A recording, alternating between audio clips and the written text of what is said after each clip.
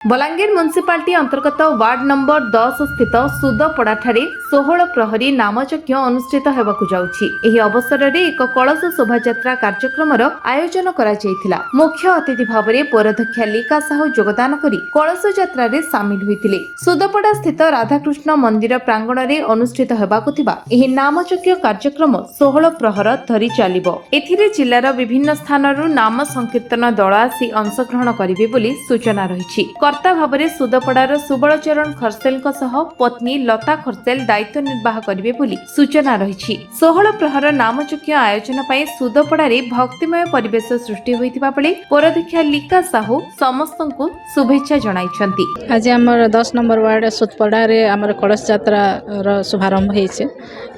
दोल पूर्णिमा जेहेतु आख्य अच्छे 12 ରୁ 15 तारीख तक हेबा तो गोटे भक्तिमय परिवेश सृष्टि होइछे, आध्यात्मिक परिवेश सृष्टि होइछे।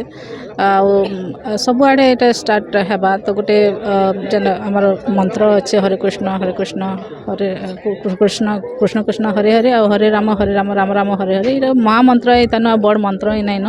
तो जो गोटे आध्यात्मिक परिवेश सृष्टि हेले समस्तंकर मन भितर गोटे सत भावना सृष्टि आसे। तो समस्त सामिल होन भगवान समस्त को आशीर्वाद करो। एटा तृतीय वर्ष है आमर पड़ारे समस्त भक्त मानकर समागम रे बहुत धूमधाम रे पालन करा जाउछे। तो मैं समस्त को निवेदन करमे आसुन समस्ते मिसिकरी कर्मा गोटे भगवान का आशीर्वाद ग्रहण करना। आज आम एटा स्टार्ट होइछे हमर कलश यात्रा स्टार्ट करा जाइछे। समस्ते समस्त जमा होइछन पानी भरबार लागि।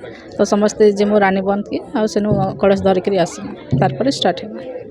बलांगीर अंजु पृष्ठिका रिपोर्ट विश्व विजय न्यूज ओडिशा।